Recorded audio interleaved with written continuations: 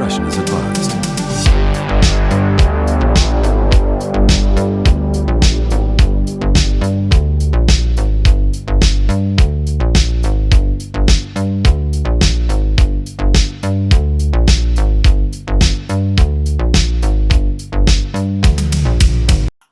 Welcome, one and all, to Top 50 time. You know, this tag's been going around. Alex the Comic Hoarder put a fire up under everyone's keister, to have people post them top 50s. I think it's time for me to oblige him and put my top 50 forth as well. Difficult task, as we all know, but I'm here to do it. And let me throw some tags out there myself. I've been having a great time watching everyone's top 50s. It's always cool to see, the cream of the crop of people's collections. And, if you need more motivation, let me think. Some people to tag that I don't think I've seen top 50s from that I would like to. Biggie Shaq, come on, man. Man Cave. I'd like to see one from my buddy Mr. Miracle. Metarog, could you fine tune it down to 50? Did NYC do one? I'd be interested to see my buddy Bear Island Comics do one. The Tone do one. You know what I mean? Who Dat? Just to name a few. So, throwing a tag out there to you guys. If you haven't made the choice to dive into the top 50. The hardest part is putting all the books back because 50 is a lot of books to pull. But here we go. Without further ado, let me get into it. So I've kind of got them broken up into different stacks of stuff. So this first stack is, because they're not ranked necessarily 50 to 1. That's way too hard to do. I can't do that. But I've broken them up into kind of categories. So this first category is going to be mostly my Miscellaneous DC books. With the exception of this one. This might be the only indie title that's in this list, I think. And it's Planet Comics #1. I'm a big fan of Dave Stevens. I have many, many Dave Stevens covers and artwork. But this, Planet Comics 1, is my favorite cover art by Dave Stevens. I love the color pops, the retro futuristic vibe of the motorbike and everything. And for my money, no one draws the art of the, good girl comic book babe than Dave Stevens. So Planet Comics is my first one that I'm entering in. And as we dive into the DC, I got to represent for New Gods #1. The man Jack Kirby's creation. Love that book. I got to throw in my Showcase 79. I love Showcase as a series. And I think this book is fantastic. Maybe a little underappreciated. You'd be hard-pressed to find a cover that's so striking. Really cool underwater action. Love that Showcase 79. And that's Plug, right? No, I'm sorry. Pike. J. Scott Pike. Story, cover, and art. He one-man banded that issue. Next up. I'm putting forth this duo right here. That's right. The Green Lantern, Green Arrow, Speedy is a junkie, my ward is a junkie. Story arc. Got these 2 issues here on deck. Denny O'Neil, Neil Adams, fantastic. Not as cheesy as I suspected it was. It's actually pretty well done. Story-wise, love these 2 books. I got a checkered past with this stuff. The issues covered in this, so it kind of speaks to me a little bit, and I think it's very cool. And I love that they're a matching 6.5. I love that this pair matches in grade. And of course, shout out to the amazing, the wonderful JoJo Flicks and Comics, who got the ball rolling with this one. And I ended up finding this one to match it. So, awesome. 1970s Neil and Denny, baby. As we continue through the DC. Oh, I should have put this one. I should have paired this one up with the Dolphin book, because this is Showcase 73. Love this book. I love the Creeper. The Creeper is such a weird character. I think he's a really fun character on the fringe of the Batman universe. Steve Ditko, one of his creations, you know, there ain't that many, but you got the Question, you got the Creeper. You know, I feel like Ditko's creations are all really unique and stuff. And it doesn't hurt that this cover is really a hell of a debut cover for a character. Love that Showcase 73, first Creeper, at an 8.5, respectable. I bought it raw and submitted it to get it graded. And lastly, in my kind of miscellaneous DC section,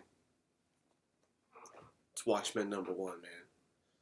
One of the comics that changed the game for me when I returned back to the hobby in my early 20s as a young man. And I said, let me revisit, you know, this childhood hobby that I had of reading Batman and X-Men comics and stuff like that. So let me go back and pick up some trade paperbacks, and what have I been missing? All these stories that I heard about that I didn't read as a kid. Watchmen was one of the first ones that I dug into. And it bit me. It showed me that this medium isn't just cool art and, you know, superhero action stories. There can be depth. There can be legitimate, you know, quality literature in the hobby. And Watchmen was one of the first books that showed me that, you know. At a 9.6, I wouldn't mind having a 9.8 of it. Maybe I'll get around to doing that one day. But you know what? In the grand scheme of things, who cares? 9.6, 9.8. That's that sickness that we have as collectors of not being happy with a 9.6. You want to see that stupid 9.8. What does it matter? How different is the condition of the book? Anyway, that's for another topic. But I'm still happy to have a nice high grade near mint Watchmen #1. Now we're going to get into kind of miscellaneous Marvel. My cream of the crop miscellaneous Marvel. First raw book getting thrown down. There is a handful of raw books that are in here, but a lot of them are slabbed. Just because the cream of the crop books in my collection, I like to have them slabbed personally. So it's Avengers 9. It's Avengers 9, Silver Age, 12 Center. It's the debut of Wonder Man, ladies and gentlemen. Love this book. Great floating head cover.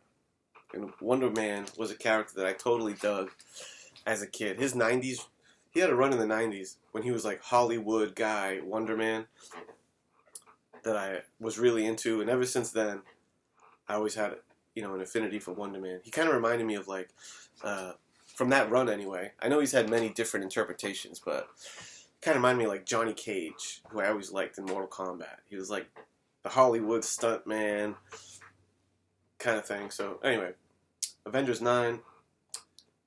Keeping on that Avengers train, Avengers 48 from 1968.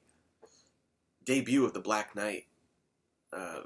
Very cool, you know, supporting character. It seems like maybe this guy's going to get his day in the sun with film and stuff. And fantastic cover. I'm glad I bought this book back when I did, because I had a feeling that this thing would pick up steam. The Black Knight is a really cool character. So, boom.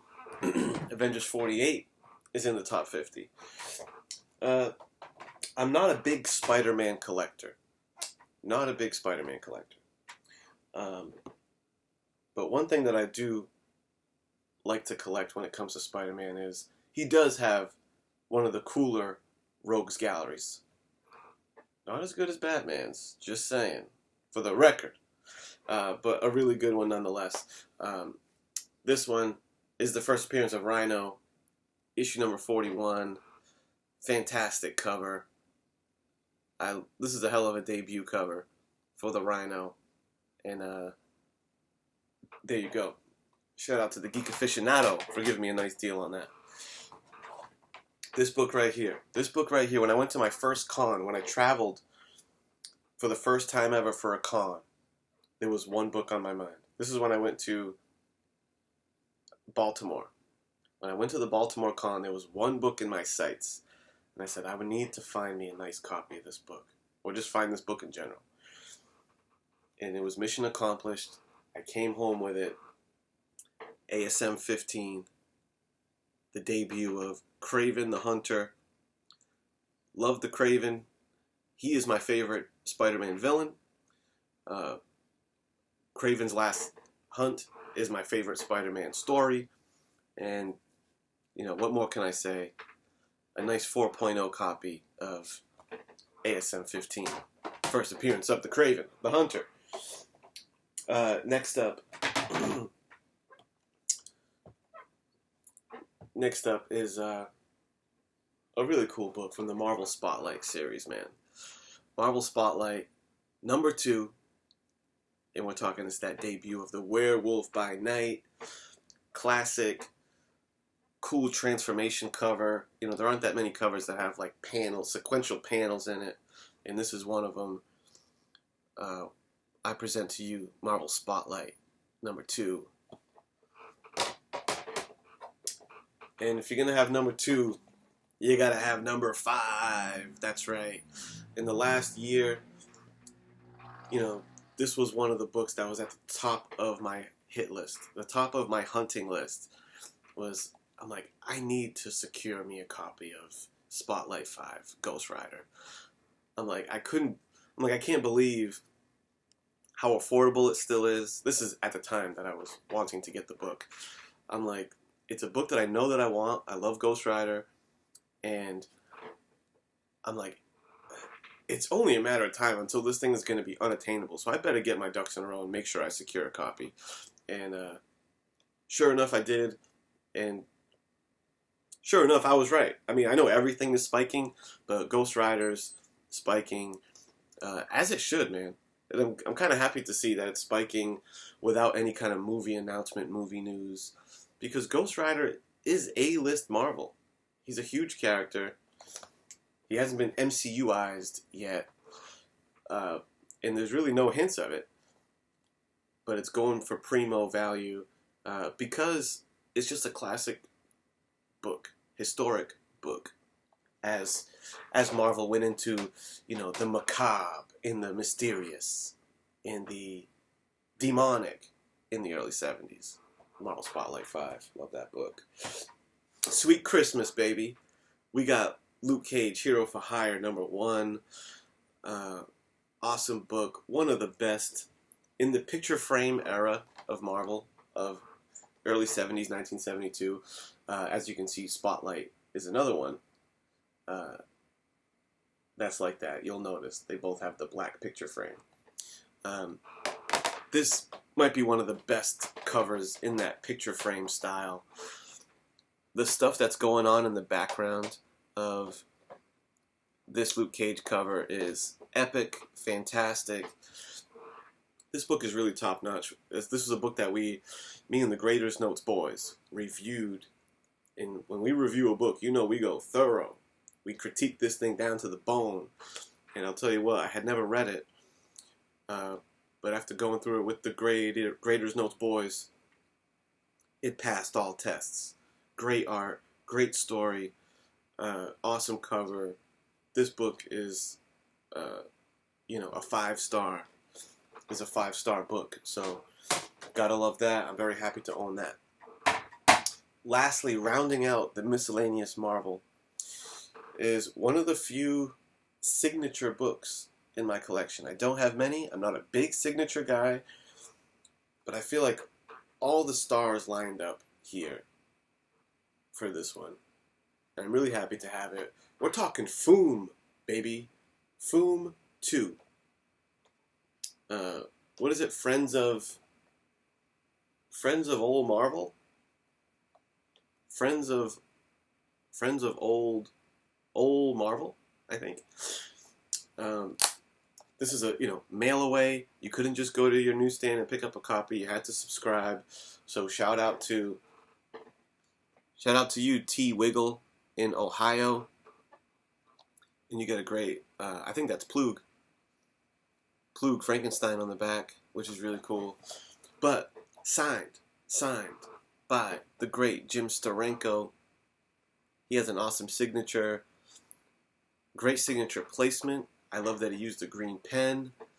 Awesome cover. One of my favorite Hulk covers of all time. Epic, epic. Love this book. Boom. Okay, now getting into this next category. Because now that you notice I had Marvel Miscellaneous, DC Miscellaneous. Now we're going to get into the three main categories, the three main titles that I like to collect. And titles, characters, universes, whatever. First up is none other than Batman. It's Batman time. Let's go through my cream of the crop Batman. I'm starting out with this. I got certain keys and stuff. Not all my Batman keys made it to the list. I had to represent for, what number is it again? 237. Batman 237. Neil Adams, obviously, prolific, classic Batman artist. And this is one of my favorite Batman covers by him. The Grim Reaper. Dark in tone. Really cool layout. The red background pops. I love me some Batman 237. Speaking of another Mount Rushmore Batman artist, Carmine Infantino. That's right. Batman 190. Batman 190. Now, I'll tell you, I recently sold my first Silver Age appearance of the Penguin comic book. And, it wasn't the easiest choice, but, I had some goals in mind and why I did that. But I'll tell you what, one of the reasons why I was okay with parting with that book is because that isn't my favorite Penguin book. This is my favorite Penguin book. The coolest Penguin cover ever made, in my opinion, is Batman 190. I think it's his third Silver Age appearance, something like that. And I love it. One of my favorites. The color scheme, Batman with the sickest trade dress in comics, basically, and date stamped. Bam! January, what does it say? January 19. We're going to bounce back to Neil Adams as we look at Batman 251. That's right. The return of the Joker. Joker's back, and he's sadistic as ever in this era of Batman. Neil and Denny doing the damn thing. Classic cover. Fantastic. Signature alert. Signature alert. Like I said, I don't have many signatures, but this one I'm very happy to have because for me, again, Mount Rushmore Batman artists, Batman creators is Bruce Timm. Bruce Timm, and we got the Batman Mask of the Phantasm adaptation comic, slabbed at a 9.6, signed by the man Bruce Timm. The Batman animated series and this movie, which really is one of the best written Batman movies. A lot of people will tell you that. It's animated, yes, but it's really a top tier Batman movie. Introduced a new villain. Anyway, great Bruce Timm cover, and I'm happy to have a Bruce Timm signature in the collection, just because he really is top shelf for me. Next up, I tried to be careful of not, at first I was thinking maybe I don't put AOK books in here, but you know what? I'm just going to call the top 50 like I see them, man. Because whether I got it AOK'd or I bought it myself, it would still be in the list. This is a nice 9.8 Detective Comics, 583. Awesome Mignola cover. I love this Mignola cover. The way he's doing like a sunset. I don't know if it's sunset or sunrise, but very cool. It has like a morning vibe, a dusk vibe. Usually you see Batman at night, but this is cool to see him like just at, I think, sunrise, I would think. Right there. First appearance of really one of my favorite villains, the ventriloquist in Scarface. Underrated, awesome, creative villain. And I mentioned A-OK because this thing came courtesy of my C2E2 crew, my C2E2 homies. D-Runk, NYC, Bear Island, JP Budget. They joined forces and hooked your boy up. Very cool. That book is special. And it's just a banger. On its own merit. Next up, I think a little underappreciated. It's one of the coolest Batman books you can have in your collection. Is 359. And, I don't have many, early 80s, 1970s books at a 9.8. It's tough to get these older books at 9.8. But I was happy that this one, I thought, surprisingly affordable. Maybe as of like a year ago. Maybe now it's not the case. But at the time of me buying this, a 9.8 was surprisingly affordable, like a couple $100 for, the first cover appearance, right? First cover appearance of Killer Croc. So it's a great Killer Croc key. It's got an awesome cover. I love the big, bold, tilted trade dress on this. And also another fun fact about this book is that it's the first published comic book work by one Dan Jurgens, Superman royalty. Next up, this book is pretty special because it is from my original childhood collection.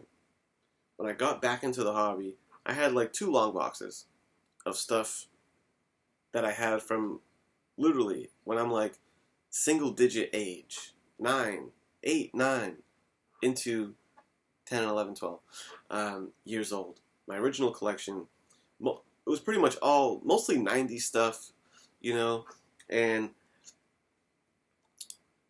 frankly, there wasn't much of like that held up as value, premier collectibles in there. But this was one of them because I have the entire Batman Adventures comic book run, and thankfully I had this one, Batman Adventures 12. After all those years of me, just slapping it in a bag and board, reading it a bunch of times, it held up as an 8.5. So first appearance of Harley Quinn, very cool. Batman 181, you can't have Harley Quinn without Poison Ivy nearby. Great Batman key, and you gotta love when you have a nice bold character appearance on their first appearance cover. She's prominently, bam, right on the cover. Very cool. Another book that was on my hit list, my to-do list in the last year, was 227. Neil Adams, the God Neil Adams. Classic, one of the most classic covers in all of Batman history. The Demon of Gothos Mansion. Boom. First appearance of Barbara Gordon, Batgirl. An awesome book in my Batman collection at a 6.0. This thing graded out pretty well. I bought it raw, expecting, it was being reported as like a 4, 4.5. But you know what? It cleaned up nice, cleaned it, pressed it, and classic Batman book. Okay, now we're getting into the big boys. This really might be one of my, maybe my favorite Batman book in the collection. I love that I have Batman 121 at a 4.0. Kurt Swan magic. I feel like it's just a book that it doesn't grow on trees. There's a lot of Batman keys that are pretty readily available. That Poison Ivy, if you want it, you can get it. Batman 251, even first Batgirl is around. Not as readily available is 121, 10 center baby, and one of the few, as Batman collectors, a lot of us have to settle for first Silver Age appearance of characters. because a lot of these guys were created way back for the A-list villains. I feel like Mr. Freeze is one of the A-list villains that you know, we got his first appearance right here. It didn't happen in the Golden Age, almost. Happened in the 10-cent era, but I don't want to go on and on about it. We're going to try to keep this tight. Batman 121. And lastly, look at this. 1945, dude. Out of 4.5.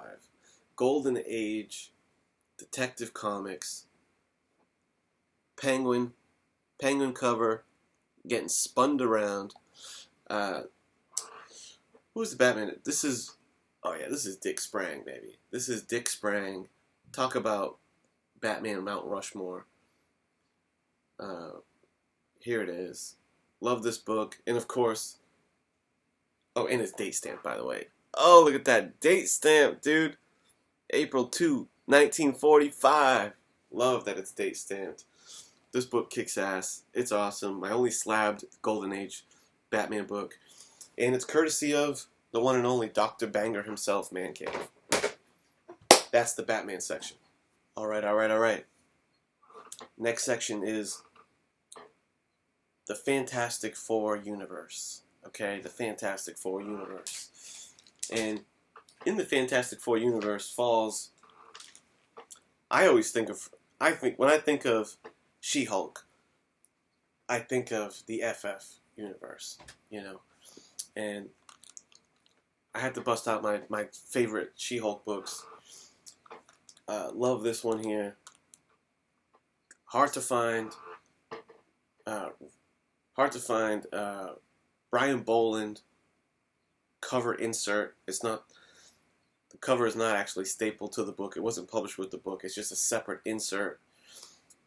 Funny story behind it, whatever. But since Boland's one of my favorite artists, She-Hulk's a great character. Love that. So that hit all the spots for me.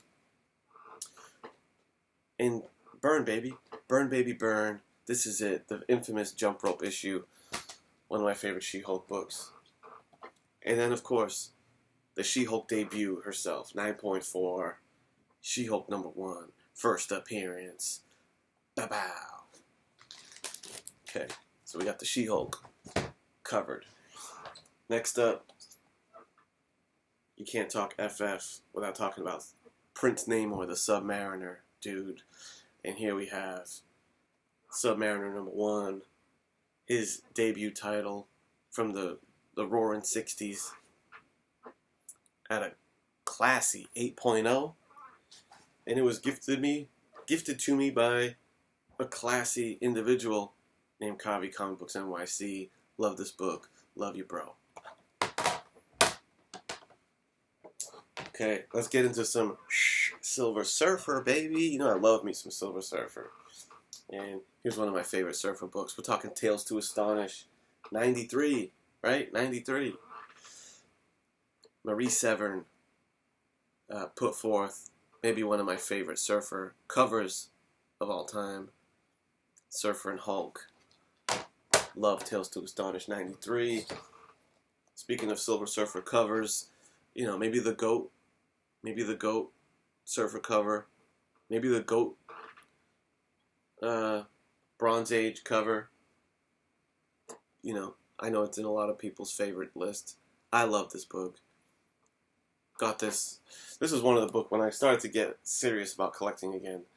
This was one of the early books that I picked up because right off the bat I knew I wanted to secure my Surfer keys, you know, in my Surfer book. So I got that one 2.5 years ago or so and was very happy that I did.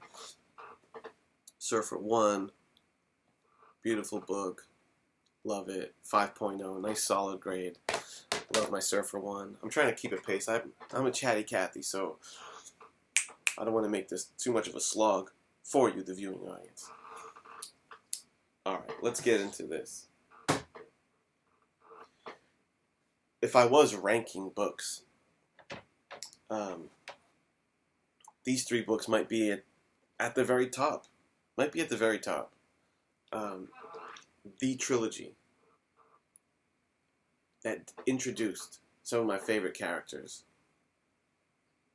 FF 50, FF49 and FF48. That's right. Maybe the biggest, when I got back into seriously collecting, and I was like, when it was time to maybe save up and go for like some bigger keys, these were the first ones that I went for. And I'm happy I did. In hindsight, what a bargain I got on these. And love it. Fantastic. I'm not even going to say anything else. Surfer Galactus. For life, dude. Love those books. And lastly, rounding out my Fantastic Four, this is a somewhat recent acquisition. FF number 3. You know, if you can't get Fantastic Four number 1, that book is really getting priced out. Very tough to secure a copy of FF1. I really feel like the next best thing is FF3. Classic. Super early, of course. Classic cover. First time that they're out of street clothes and they're in their uniforms. This is the Fantastic Four that we know and love. Not these street clothes wearing mofos. We need the FF team, and they truly start in FF number 3. Out of 3.0. Boom. That concludes the FF chunk. Okay, lastly, the last category of my collecting is X-Men. You know I love me, my X-Men. And I've been collecting X-Men for a while now. And here's some cream of the crop X-Men books. While not an X-Men title, Journey into Mystery 109, I've always loved this book because of its early appearance of Magneto. First time Magneto crosses over outside of the X-Men into the Thor book. Love that book very much. I'm not going to do that one. This one, I'm going to open this one up. Because again, not an X-Men title per se, but a very important X-Men book to me. Marvel Team Up 53, which really has a pretty badass cover. And it's a cool story, Spider-Man and the Hulk. How does Marvel team up with Spider-Man and the Hulk? Why is that in your top X-Men category? Well, I'll tell you why. Because it's the first time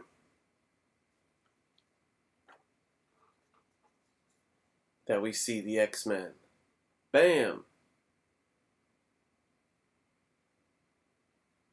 Drawn by Byrne. In a glorious page. Double page spread. If I could find the original art for this double page spread, oh man, sky's the limit with what I pay. I trade my grandmother for it. But what do you need? I would just say, what do you need, dude? What do I got to give you? My car? What do you want? Just let me get that original art page.